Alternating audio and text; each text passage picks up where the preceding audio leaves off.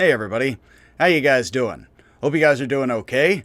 Today we're going to talk about the school of names, the Chinese logician, paradox, humorist, something. They are quite skeptical but similar in many ways to Zeno, somewhat like Aristotle, and very much like Daoists and their friends, and very much thus like Zen, which is Chinese Buddhism, which incorporates a lot of Taoism. So, again, if the construction noises are too loud outside, I am experimenting with the lights and the fans and the sound, so please let me know if you have any suggestions on the sound or for the videos or the quality. I'm still getting into making these. But the Chinese school of names, there's much in Indian and Chinese thought that is not in English for the average scholar, let alone the average person. And there are very basic human ideas in Indian and Chinese thought, which are very much like the simple ideas in Greek thought, that are useful and brilliant and human because they are such brilliant ideas by human beings. So there are masters, Chinese philosophers, sages, as they were called, all of this. It is Greek to use the word philosopher, but Chinese to use the word sage. Hey there, buddy. I'll come play with you in a little later. I think the dude, one of my cats is in the tub, wants a little attention. No, buddy, I'm recording stuff. Cats are paradoxes. But anyway, he hears me talking and wants to get in on the action. So there were sages, philosophers of ancient China, who belonged to what we now call somewhat the school of names, and was called a school in its day, Mingchia. And it was a philosophy of warring states China, not one of the big four, not Confucianism, Taoism, Moism, or legalism. What happened in the Warring States period is the Qin, before the Han, unified much of China, Eastern China, today, and they unified it with legalism, but that was rather harsh in the penalties, and legalists somewhat tried to get rid of Confucianism and Taoism, very much Confucianism, but then Confucianism was officially supported by the Han after the Warring States period, after the Warring States period, and the Qin unified China after the Warring States period, and they supported Confucianism, the Han did, and somewhat Taoism. There were several schools. It's supposed to be the 100 schools period, which is a nice round number that means a bunch of schools, like the million people, the billion thoughts, the 100 schools, 100 sages is a nice round 10 by 10 square, rather, number. And so the first of the school of names sages, as they were called, either they called themselves this or were called this somewhat afterwards, like Daoists and Confucians and others. The first was Deng. The X is somewhat pronounced HS. You can look into the other stuff I have on the Wade Giles and how that does and doesn't work in the slightest.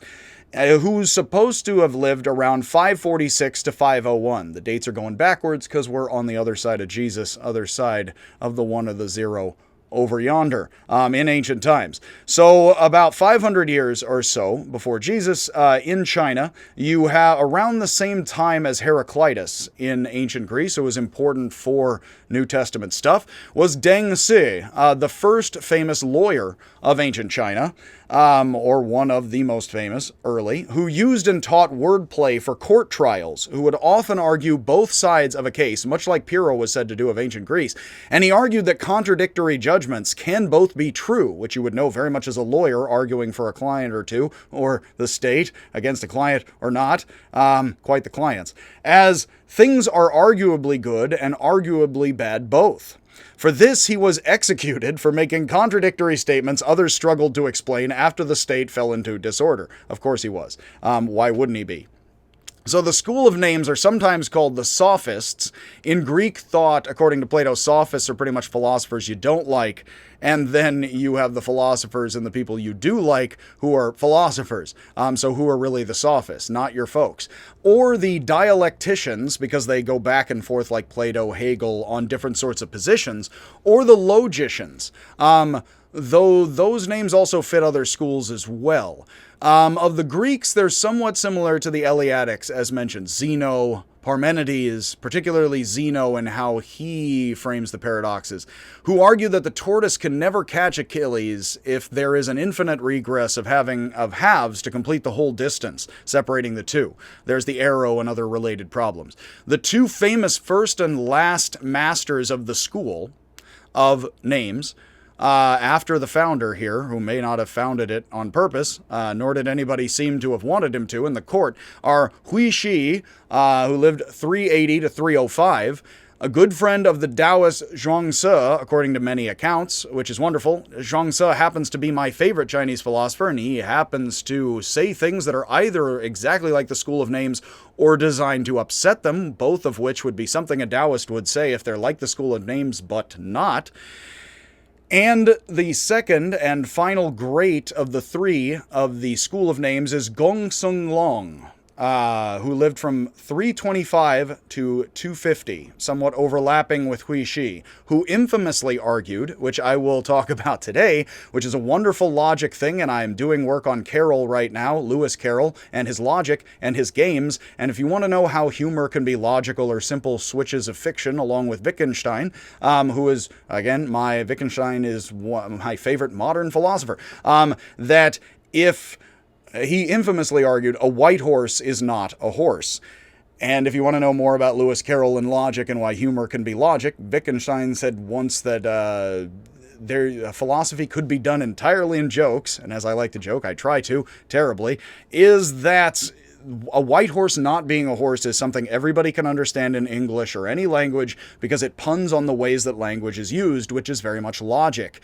And much of this, which we are going to talk about the major Hui Shi and Gongsun paradoxes, the most famous and culminating one being a white horse is not a horse. Now, I can lawyer a white horse is not a horse, and so can you kids, so let's all do this together. Come on. You know, it has nothing to do with politics. I swear it doesn't. I'm just a simple country lawyer, you know? And it is hot today under these lights. I have to close the curtains on a hot day to keep the construction noises outside and then turn on lights so you can see me inside. As Lewis Carroll said, we're going to dye our whiskers green, and then we plan to carry so large a fan that they cannot be seen.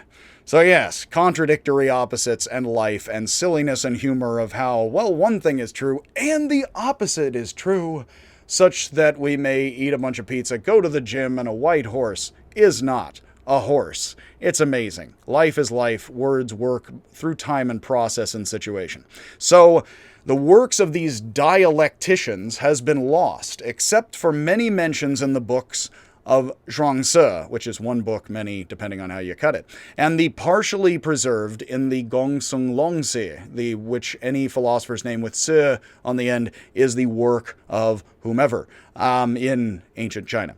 So many in ancient China, speaking of which, and modern scholarship dismiss these paradoxes. I have to say, positivistic thought often dismisses contradiction as meaningless and nonsense. And since I'm doing work on Lewis Carroll lately, this is a wonderful video to make. I am adding this to the Buddhist philosophy class because it is very important before we do Taoism and before we do Zen to do the school of names paradoxes, and then we're going to do Taoism, and then we're going to do a lot of Zen, and it's going to be a whole lot of fun. But you can't do Zen Buddhism and what is the sound of one hand clapping first without knowing the Vaisheshika and Nyaya of Kanada and Gautama, which I am still in the process of that. I got the Canada one up already, because you wouldn't understand the basic physics and cosmology they're punning on as their debate partners are making against the Buddhists and Jains and others. But then later in Zen Buddhism, if you don't understand Taoist humor, you will not understand Zen, and if you do not understand the school of names and how a white horse is and is not a horse, so I'm just going to tell you, a white horse isn't a horse, folks. That's somewhat true.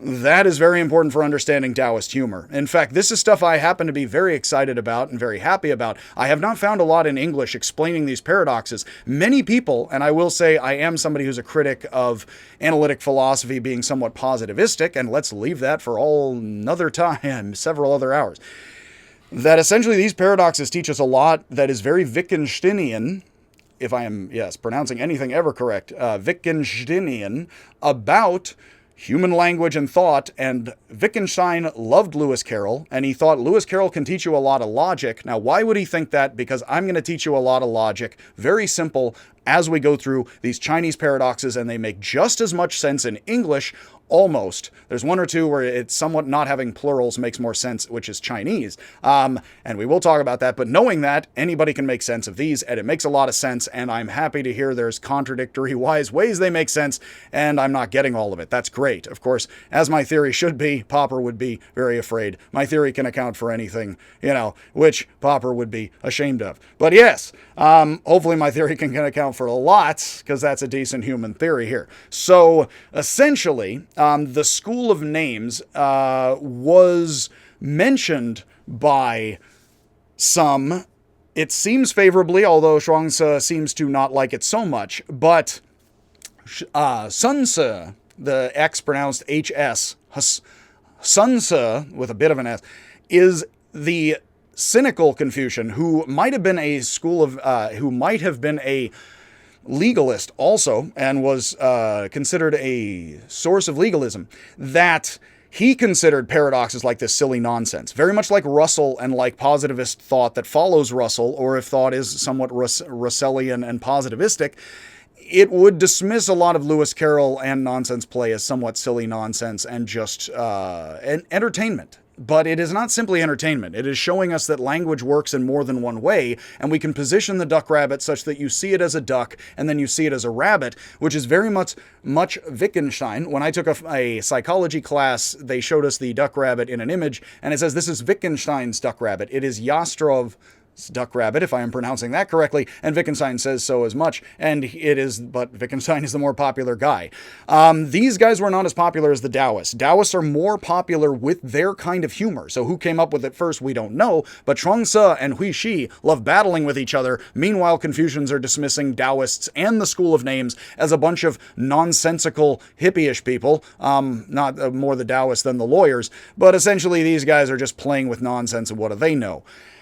I have to say, as somebody who does like informal logic as opposed to formal logic, this stuff tells you a lot about how human beings use logic, words, meaning, semantics, so how they love their kids, their nation, etc., all of that, and they live life a bunch. So, given that, I don't dismiss it like the Confucians and Xunzi as nonsense. Let's see. So Zhuangzi, Xunzi actually says, that he would not, he liked to argue that these people basically abuse names, he says, to sow chaos throughout the land, which is a pretty serious charge. These people doing philosophy are just sowing chaos. Old and new charges. But he adds, however, their views have some basis in statements of reason, enough to trick and confuse most people. So Xunzi is on the case here, and he's telling us as a Confucian, possibly, depends how we label him afterwards, that these guys, he knows Confucius well and is using him, that these guys, they just like tricking people. They know enough about meaning. So you can judge for yourself, actually. When I argue a white horse is not a horse, and I argue with you, and I'm going to explain the whole thing such that it is not just a trick, I'm going to show you the magic act, essentially. You can decide for yourself how much this is merely a trick of language, and there are students of mine and people, folks I've read in print, who think it is all just nonsense. And what I am telling you is I have too much read in English, this is all nonsense, including English translations of Chinese authors saying all of this is nonsense. Well, I'm not going to tell folks what to think about their, again, explaining to people their culture. But these are simple paradoxes of human language that you find in Wittgenstein, and I can do Batman isn't blue just as much as we can do a white horse is not a horse. Batman isn't an entirely white man. He's somewhat blue. He's down and out. We can get into this, and I will get all into that, and I will explain. And it's not just metaphorically white or blue. It's much trickier than that. But it is real, and it is a bunch of trickery. Is it lawyering or is it life? Well, life includes lawyers and sometimes law, which can be seen with the eyes sometimes lurking in the area. So, let's see here. The Zhuangzi says there are some who strangely live by proving the impossible is possible and affirming what others deny. Hui Shi appears several times in this text, this Daoist text, the Zhuangzi, which seems to be talking about the school of names here. And it says, and he was a well-known, Hui Shi was a well-known friend and debate partner of Zhuangzi. Gongsun Long is quoted in his work, in the Gongsun Longzi, the work of Gongsun Long. When I was young, I studied the ways of early kings and grew to understand how to practice compassion and righteousness. I unified the same and different and affirmed what others denied. I confounded the wisdom of all the philosophers and refuted all arguments brought against me. It seemed that I was the wisest. That's very Socratic, actually. This guy's never heard of Socrates, most likely. But again, it's like, well, I fought with all these guys. I don't want to say proudly. This is very Heraclitus and early Socrates, meaning before Book 2 of the Republic very much. I don't want to say that I'm a wise guy. I'm just saying I fight with everybody and I can defeat anybody. Very much Pyrrho outside the gate, supposedly. I'm just saying once I come back from India, I can just outfight anybody. That's all I'm saying. I mean, I'm not saying I'm full of truth. I'm just saying I can outdo your truth. And then I can go back against it. That's all I'm telling you, okay? I'm not saying that's complete. So again, is this evil trickery or is this the master of logic? Well, we find thinkers in India, Greece, and China who pop up who are like, I'm tricking you because that's actually me showing you the real logic going on. I happen to believe in that very much. I, of course, and hopefully humanity are still figuring all of that out. We haven't talked out apples, let alone talk out all of philosophy, let alone talk out what humor is or how serious the silly can be. But you can see here a lot of seriousness they are implying in the silliness.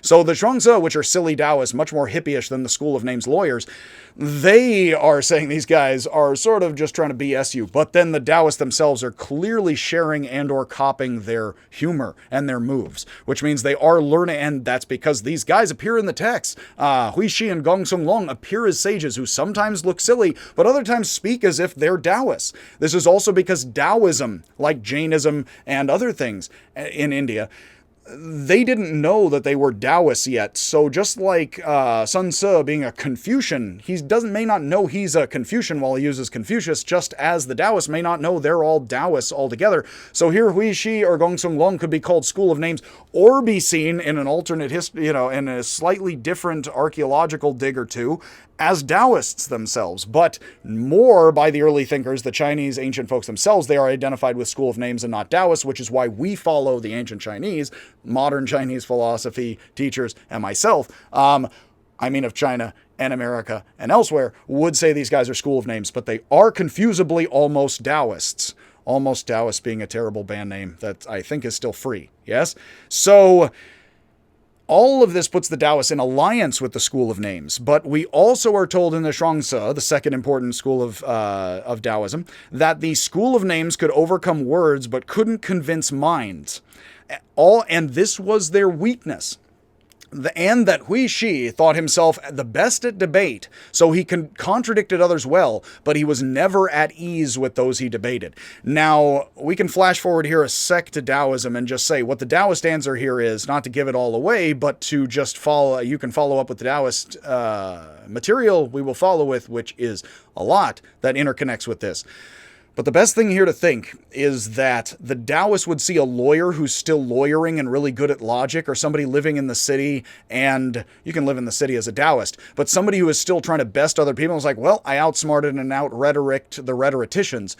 The Taoists might, like Plato, although they're not very like Plato in many ways, say this is somewhat a sophist because this person is shaken and stirred, a little both, Mr. Bond, in Chinese and Stoic thought and other things, and common human perceptions. If somebody is shaken, well, then they are not completely solid. And so a lawyer who's really good at logic in the city, they aren't living so simple and solid a life as the Taoist would suggest. Probably what the Taoist would say here so simply is this lawyer hasn't simplified his life and learned to live without fancy meats, which is why he's really good at logic, and if you chill out, you are great at logic and amazing and can grow enlightened and wise, a la the Buddhist language, well, wise being pervasive human language, and become more powerful and effective with thought and action. But at the same time, these guys are still remaining lawyers. They're not really becoming true, and some Taoists would say immortals even, by logicking and lawyering up their way until they don't need to eat any fancy meat in the ever-loving slightest. So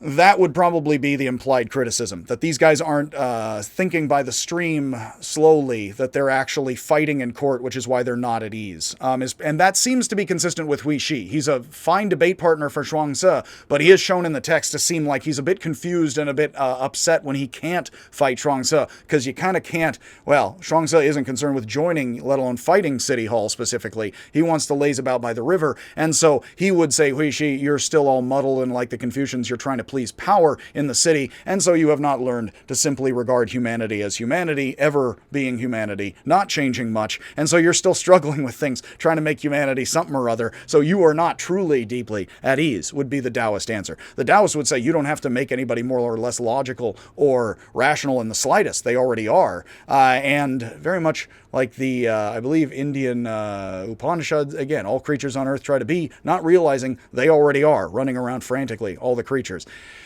Essentially, the Taoists would say this is a lawyer who hasn't relaxed enough into that. But let us get along here into some of the text. Before that, though, the moment of Zhuangzi and Hui Shi that is famous is they are walking by a river dam and the fish are darting around. Notice the Chinese ancients have dams and engineering, etc., and are proud of all that. Early Chinese engineering. Zhuangzi said the fish were certainly happy. So Zhuangzi the Daoist casually says, oh, look, the fish are happy. They're jumping around in the water. They're like, all right. Hui Shi says, how do you know that fish are happy? You are not a fish. Zhuangzi says, okay, well then how do you know that I don't know that? You're not me. Maybe I have mystical knowledge, or I went and consulted fish psychics. You know, they're like, blah, blah, blah, blah. You know, and I'm like, okay, see, I totally feel the fish now. So how do you know that, buddy? I just said the fish are happy. You don't know me, so I don't know you. So hey, we're good, right? The Hui Shi asks him how he knows if he is not a fish. Zhuangzi says, how do you know if you don't know what I know? Hui Shi says he still, now this is kind of this is a proto-Zen koan. This is very much like, there are many Zen koans like this, where cases of interaction, where if somebody says, well, I still don't get it, and he doesn't produce an original reply. He doesn't produce a joke himself. He's like, I still don't get it. I still think you're wrong. And that usually loses and shows that you are shaken and stirred. You did not come up with a free reply, flip on the go, which shows your intellect is really fluid like the fish in the stream and happy and chilling. But Hui Shi says, I still don't think you've proved that. I still think you're wrong. He sort of does, and many people, of course, you do this in argument. Well, nah, I mean, I'm not following you there. But doesn't offer anything himself, which seems like a loss. Seems like he backs down a bit, although he's still confrontational. He's like, well, I don't know, but no, not you. So he seems to presume, notice, that he knows Zhuangzi enough that he's like, you haven't reasoned that in your mind, my mind. It isn't reasonable. Oh, totally. So Zhuangzi is portrayed as just feeling the fish are happy. Hui Shi's like, I still think that your argument in your human head doesn't make sense to me, therefore your argument doesn't make the human sense. Zhuangzi simply feels for the fish. It's like, they feel happy, yeah. And yet here's a human being feeling another human being has not rationalized their argument enough. Well, what is a Taoist going to do about that? You can notice Hui Shi is being presented as overly intellectual, and that actually sticks him up where he can't. Actually, he just has to balk, kind of. The text, this may never have happened like this, but the text is not presenting Hui Shi as the better guy. Doesn't seem it. There are many fine philosophy essays that say, I just can't make sense of this position, so I'll somewhat ignore it. That would definitely be a bit of a loss in your opponent's eyes, because you're not doing justice and feeling for your opponent and doing justice by their position. Feeling for your opponent, ye old golden rule, important to the Confucians, the Daoists, the school of names folks, everything. So Hui Shi says, I still don't get it, and whether or not it's happy. So Zhuangzi says, okay, let's back up. Now, we already have Zhuangzi as being presented very favorably in his own text. How'd that happen? He says they should back up and remember that Hui Shi asked him originally, how you know that? Which means he is pointing out to the school of names logician guy who's all about use of language. You said to me, you know the fish are happy. How do you know that? Assuming I know that. Now, this is extra tricky because he has kind of caught him. If he literally means, I know, how do you know the fish are happy? He could mean, you know the fish are happy, how did you do that? But we also use the expression, and this works in ancient Chinese. A lot of these jokes, which is wonderful, the ancient Greek philosophy that people read, they sometimes say, this is so brilliant and so logical. Well, if you read Indian and Chinese philosophy, you find the same brilliant thoughts, not exactly the same, but because these are ancient, brilliant thoughts people wanted to write down, like, whoa, those are the 12 thoughts that people said that are really worth preserving and interacting with. This is one of those core thoughts. So what's happening in language and human thought is, technically, when we say, how do you know that? We haven't committed ourselves to saying, I know that you know that. If I say, how do you know that China is an amazing place? I do not mean, you know, China is an amazing place. It is. I mean, but it sounds like I could use language both ways, like a white horse is or isn't a horse. So Zhuangzi is actually showing up the School of Names guy in a way the School of Names guy would show up others, and he's ranking the guy at his own game, and he's doing it by feeling for a fish rather than failing to feel argumentatively for a human, complicated verbal argument. Fish don't need to verbally argue. A Daoist doesn't think they need to. I can just feel for the fish feel for each other enough that there's more baby fish. So I don't really need to end it. And then he bests, it's a brilliant moment of the text because he bests the guy's argument with a School of Names style argument. We haven't gotten to those yet. We're going to go through the paradoxes now. But that moment is very much the Daoist, which is where we have the School of Names material in its best preservation, that you see the Daoists using School of Names logic, whether or not they originally had it. We may all originally have it, which is why I can still have it with you right here and talk to you about it.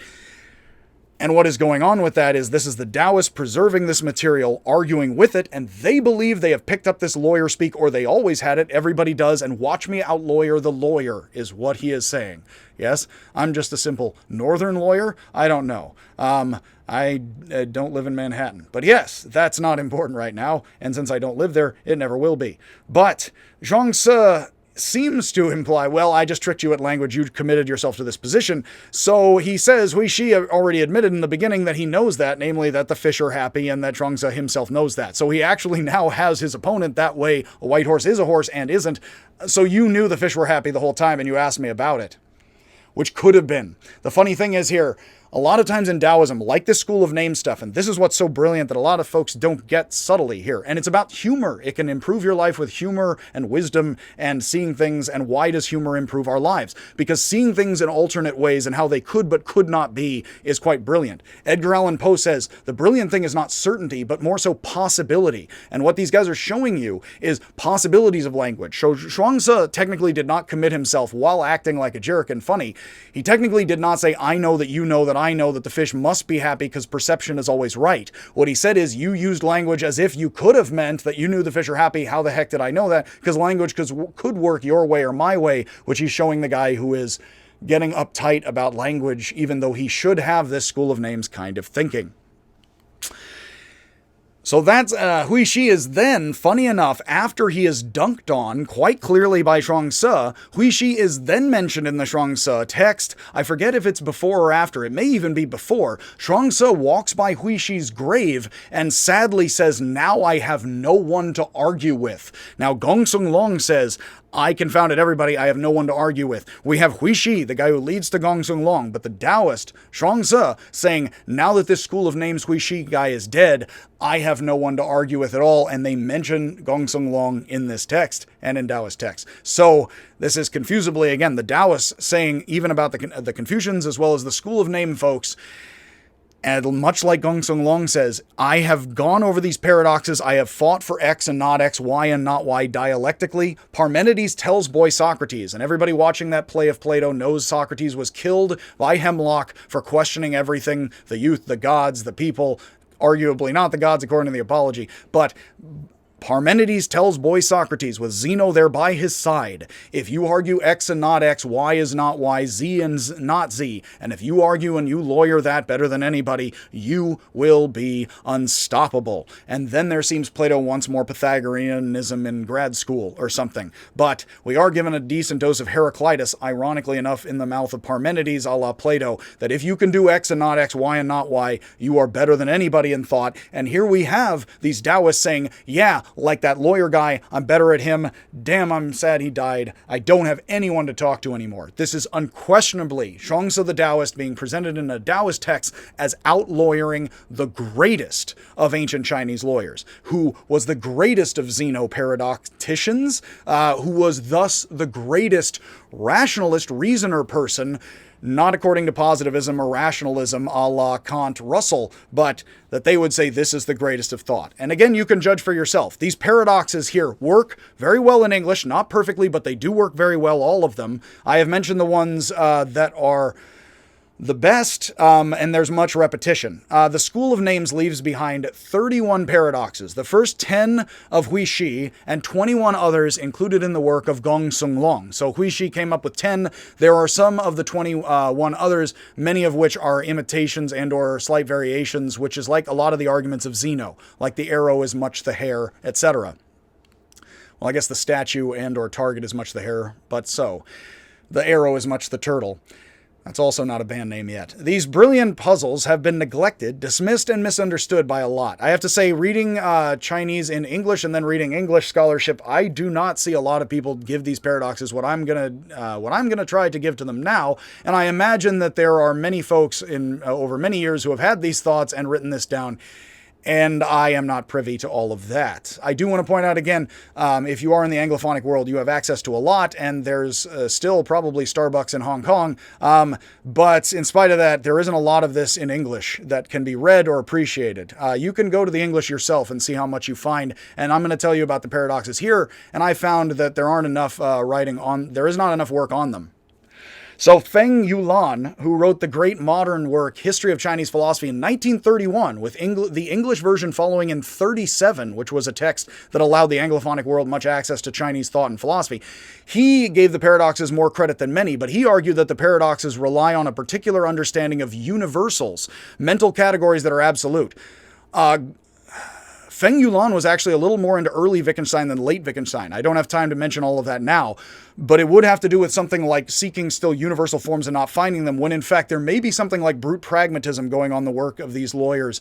They would not call it that. But if you're still looking for universal forms here with Feng in the 30s, he may, and he's, for a modern Chinese audience who's a bit positivistic and analytic, that he himself is seeing the paradoxes as somewhat not universal enough, when in fact they may be suggesting thought does not actually end up in universals at all, very much like pragmatism. If you want more on that, you should, I will be posting more work on Wittgenstein and others, and pragmatism, etc., and then over this and next semester. So Bernard S. Solomon, which is one of the authors I've found who's written in English, one of the only who's written on the School of Names in English, and this is a book from 2013 on the School of Names in Ancient China, which I got from the East Asian Library of UC Berkeley, because I can walk in there and get stuff, follows Feng's interpretation and adds that the paradoxes are based on our conditioned predictable responses to words and statements. And he uses the illuminating metaphor that shows how our intuitive understandings can hurt rather than help us understand them, which I did want to share from his work. This is Solomon's words. In studying these texts, we are often in the position of the person listening behind a closed door who hears the statement, "He landed on me on Atlantic Avenue," only to find that when he opens the door that the reference is to the game of Monopoly. If the eavesdropper is from Brooklyn, he will recognize Atlantic Avenue as a major thoroughfare. Knowledge that, until he opens the door, may keep him from guessing that the reference of the statement is to a game. Now that's very telling. It isn't just that all of us know Monopoly such that all of us can switch into the Duck Rabbit and say, it wasn't a physical street, it was the street in the game, which is still a street in the game, in the frame, and in the activity. In reference to itself, it is a street, and it is Atlantic Avenue, identically, in a sense, oddly. But at the same time, maybe not so rigidly, at the same time, he is pointing out something that is very important here to mention about the counterintuitive and paradoxical logic, because that is human reasoning, and humor is human reasoning and logic. Even if it is paradoxical and silly, can be very serious, just as comedy surviving in it can be a serious business. That if somebody is specifically from Brooklyn, that would screw them up more. And this is the white horse is not a horse. If you are used to hearing a white horse, of course it's a horse. Why wouldn't it be? You essentially grew up in Brooklyn. So when Gongsun comes to you and says, but you also know in ways that a white horse is not just a horse, you will not hear the words that way. You will hear the words the first way, specifically because you grew up in Brooklyn, and that's where Atlantic Avenue is the best way of saying it. These paradocticians, if they may be called so, are telling you and this is very good for interpreting Taoism. A lot of times Taoism is misinterpreted because people do not read this first and understand clear ways these paradoxical statements can mean something. which going through this is the best antidote for, I believe, as far as being a native English speaker myself and trying to understand all of this in human language and thought. The thing is that we're so used to hearing A is B that when B isn't entirely A, we think to ourselves, oh, that isn't true, when in fact, like with Hui Shi and the examples of the fish, actually it is true in a certain basic way and you just shot right past it. You overthought it, which is very Daoist. Not so much School of Names overthinking it, because they might not think overthinking it is a thing, but the Daoists would think overthinking it is a thing, thus I can think faster and better than you and the greatest of lawyers, says Zhuangzi. Clearly, or at least that's what he says without saying it in the presentation of those two examples in his text. So the key here is quite Wittgensteinian. Feng Yulan, the student of the American pragmatist John Dewey, in fact, was well acquainted with Wittgenstein's Tractatus, which ends with the silence translated into Chinese in 1927, and discussed by Chinese intellectuals in the 30s, which included centrally Feng Yulan, who was trying to not only be the student of the pragmatist Dewey, or had been, he was then trying to wrestle with the Tractatus, which is not Wittgenstein's later work, which had not happened yet, in fact, at that time. Wittgenstein's later thought, which would make much better sense of this, it is sad, that did not yet happen at that point. Wittgenstein, in fact, funny enough, Feng writes in his autobiography that while he was giving guest lectures at Oxford on Chinese philosophy in 1933, Wittgenstein himself invited him to his rooms for tea, and Feng met Wittgenstein and did not give much detail to their conversation, but he concluded, I found there was quite an affinity for our views. Feng thought he and Wittgenstein could help resolve the crisis of metaphysics, the problem of establishing fundamental elements of logic and meaning by constructing different versions of a new Daoist, Feng wanted, philosophy of silence, which, if you are familiar with the Tractatus, that which we cannot speak of, we must pass over in silence, which is almost word for word a quote of Confucius. I do not know in the slightest whether Wittgenstein knew of or was quoting Confucius, but both Confucius and Wittgenstein similarly say that which you do not know about, you should be quiet about. Not that you should not speculate, both think you should speculate into possibility, but if you do not know about a certain sort of thing at all, you should simply say what can be said and do not say at all, or try to speculate about what can't be said. It's a strange balancing act, and both would want you to speculate theoretically about things. But that is a little bit more hard-lining in Feng's thought than perhaps these paradoxicians wanted, and especially the Daoists, would want you to understand them. I would put forward that probably the School of Names folks and the Daoists would have us more understand their work in terms of latter Wittgenstein if they knew of his work, which they certainly did not, unless we're all communally psychic and have drank from the river Styx somehow, that they would find his later work much more compatible with their own. And it is sad here, Feng met Wittgenstein at the time when Wittgenstein's views were changing, in fact, because this is the time of the blue and the brown books, if I'm not mistaken, and then onward to the later notebooks. So in fact, perhaps Feng influenced Wittgenstein here with some Daoist thought, perhaps Wittgenstein influenced Feng, and perhaps they both were similar enough, and yet they had the conversation they could have, of course, and we know little more than I can tell you than that about it, as far as I know. But I could try to go hit some more sources. Solving the problem of metaphysics here, again, I think is better done with pragmatism, but I will pass over all that in silence for now. Ironically, again, the better Wittgensteinian solution is found in and after the mid-30s and the 40s, in which doesn't rely on ideal universal types, but on practices of life, forms of life. I don't know, and I can't prove, I don't know who could, that the School of Names folks were trying to be pragmatists, but pragmatism makes a lot of sense of their work and a lot of Taoism. Very much so, I believe. I think it really does. As I will show you in this and then subsequent lectures about Taoism and Zen after this. It's very important to do this first. So, the School of Names made good use of the word call, way, such as Gongsun long stating a white horse can be called a horse. And if we say that there are ways of calling things, and that when we think we're defining horses, but in fact we're engaging in verbal processes with each other and ourselves, and we never fully define a horse in words, we actually talk about horses in different ways, which is what Wittgenstein would say. Rather than think that there's paragraphs defining horses in our head, we have ways we enter into life with horses or not and other people that we then use some words with. And even experts would not sit there and define a horse completely in 4 pages because they they would assume you could see a horse, and they would talk about a horse as having somewhat of a definition compared to cows, but it would only be in terms of human purposes and practices that words would be used to distinguish horses from cows. Certainly there's more work on DNA, but even then we don't have to fully talk out how DNA separates horses from cows to continue to do work on different types of horses and cows with DNA. So in a certain sense, all of this would better be used not to show that words rely on a universal frame, but that they don't, which is why we can so fool people with a white horse is not a horse, and with lawyering and being a simple country lawyer or not. Several complex country lawyers, I suppose. I'm not sure. What we have, thus, Hui Shi's paradoxes are using words in ways, thus, that are counterintuitive, but even though these are ancient Chinese words, none of them are. They're my words in English to you, however this is translated, or transliterated by people, that these tricks work very well as forms of thought and logic to show them. Wittgenstein said it's only when a machine breaks down in his later work that you can see how it works.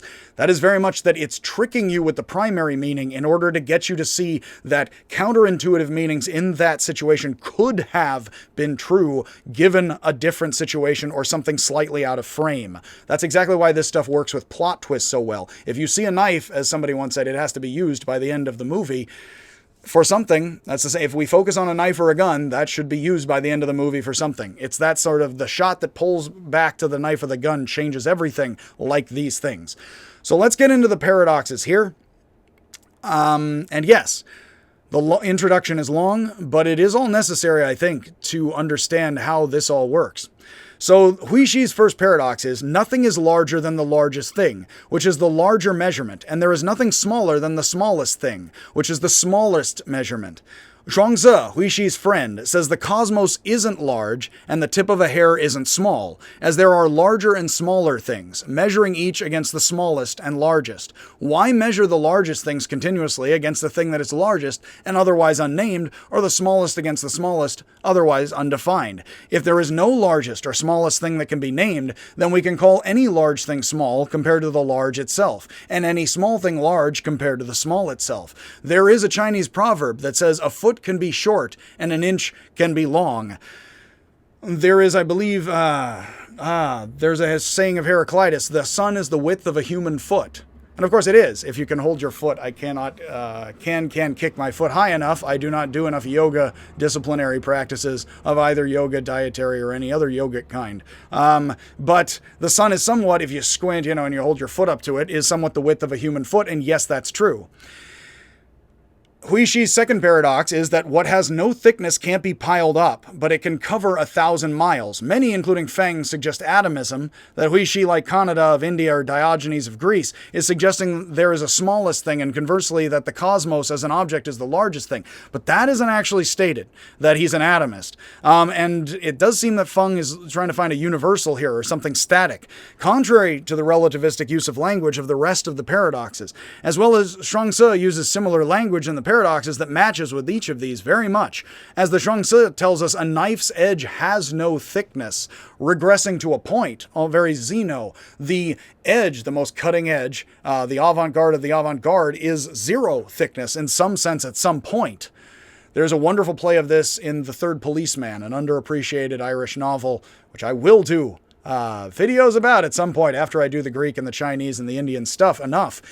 Because there's similarly something that regresses. He has a spear that can cut you a foot away from its point because it actually regresses to an infinite regress. And he's clearly Brian O'Nolan is playing on Greek philosophy, very much that he learned, probably picked up at Trinity, etc. The Trinity, etc., ad infinitum, with the Greek philosophy and the Irish and all of that. So, let's see here.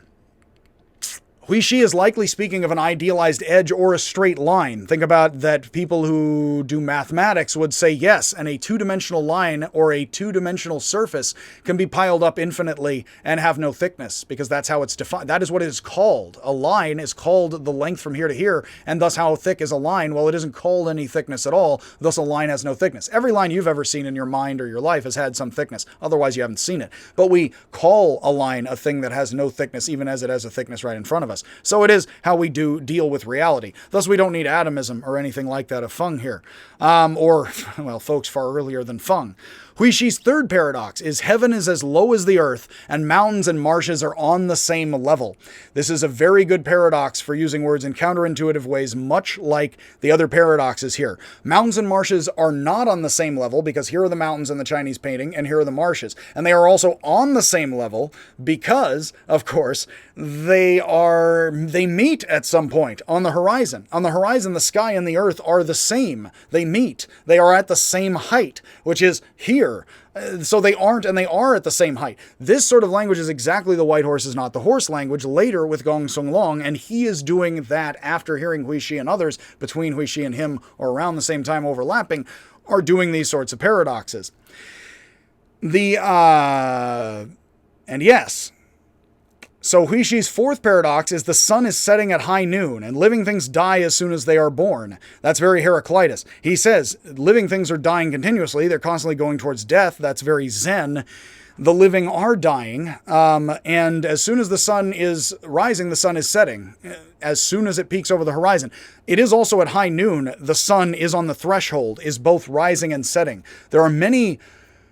Long before China, India, and Greece wrote these things down, there were shaman tales, it seems, in oral traditions. It is hard to know when who had what in oral traditions or what bled over from city-states and texts, but that they have many shamanic tales in which a young woman will say, I am inside and outside on the threshold.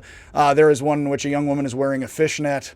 Of course, one would think of fishnets, and she is and isn't wearing something as a shaman from Turkey, I believe, far earlier than Turkey, and the Greeks, I believe it's supposed to be.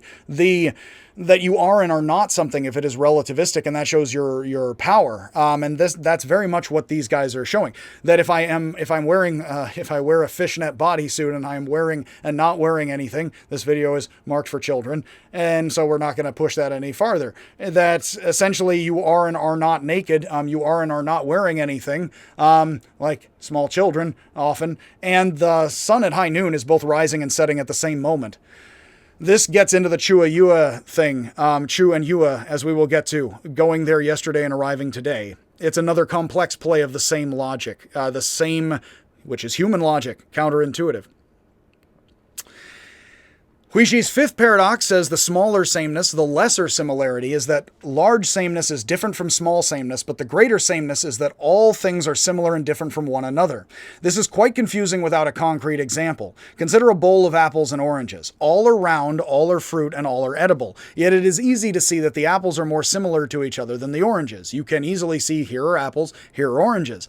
It is easy, and thus it is lesser to see that the apples are not oranges and the oranges are not apples. However, you could also then lead from that the opposite way. It is difficult, obscured by this easy way of seeing things, to see that no two apples and no two oranges are entirely alike. There are no two identical apples and no two identical oranges, and at the same time, that all of these things are round pieces of fruit. So oddly enough, it is true to call it and say in words, apples are like apples and they're not like oranges, and oranges are like oranges and they're not like apples. Simultaneously, you can also say, and lawyer on the other side, which is equally and oppositely true, all apples and oranges are alike because they're all round pieces of fruit, and also no other item in the bowl is like this orange or this orange, and no other item in the bowl is like this apple. You can see the contrary ways that you are in a sense, and I am contradicting myself in words, but all of that is true dialectically, if we're going to use Plato and Hegel to speak of anything or otherwise.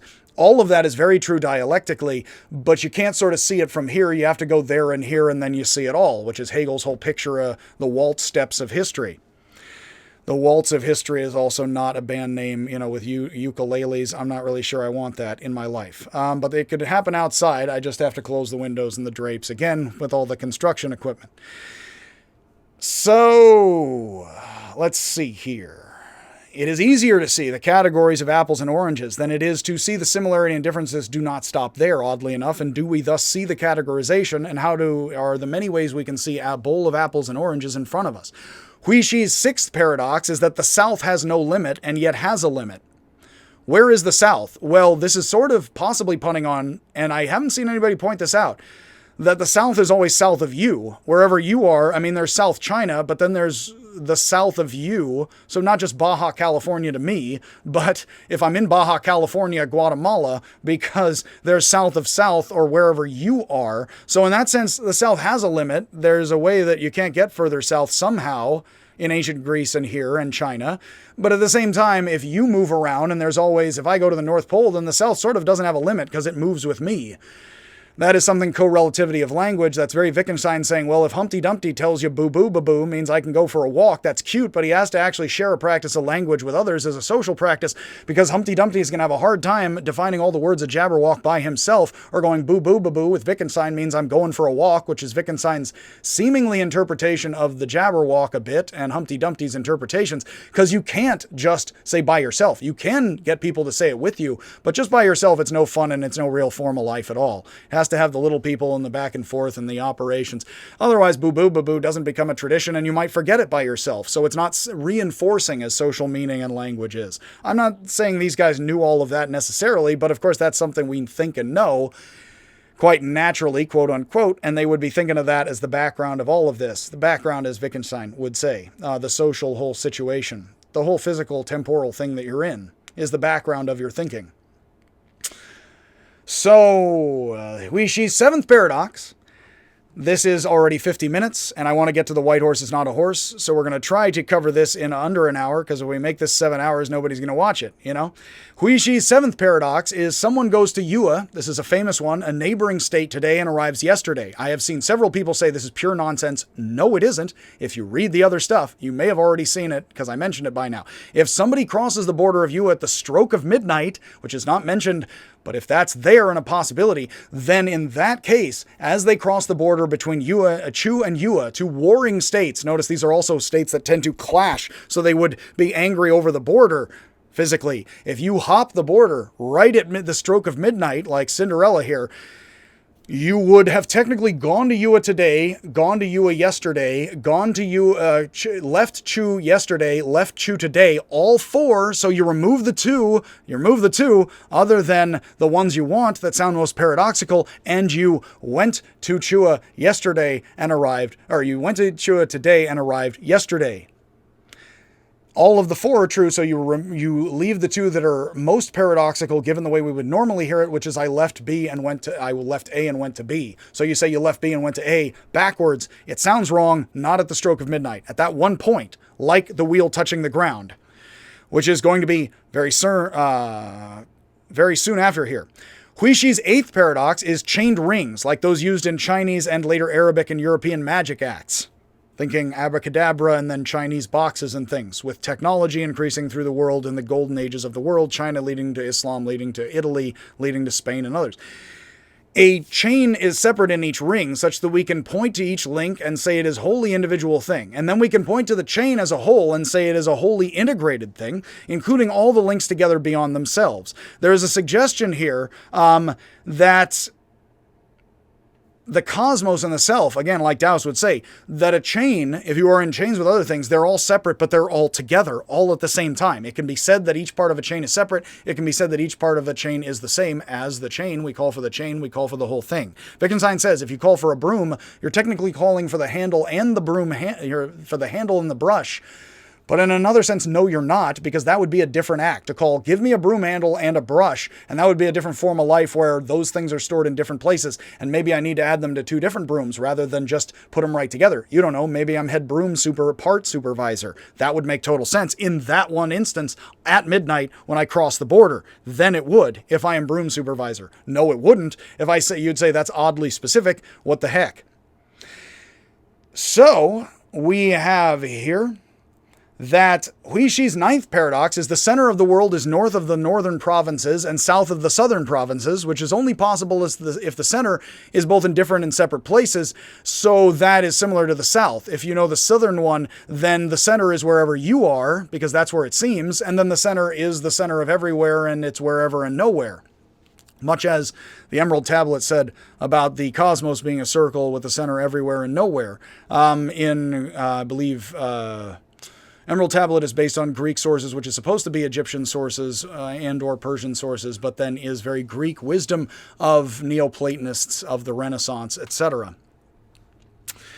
Hui Shi's final 10th paradox is we should love all things as heaven and earth are one, which isn't much of a paradox, but is oddly, notice the capstone seems to say, yeah, no, just like each of these ways, it's all one because I'm using your mind this way, that way, it's fine, it's all one thing, it's reasoning. So hey, heaven and earth, notice are one at the middle with the Marshes and the thing, and is and isn't, and we've already walked through enough paradoxes.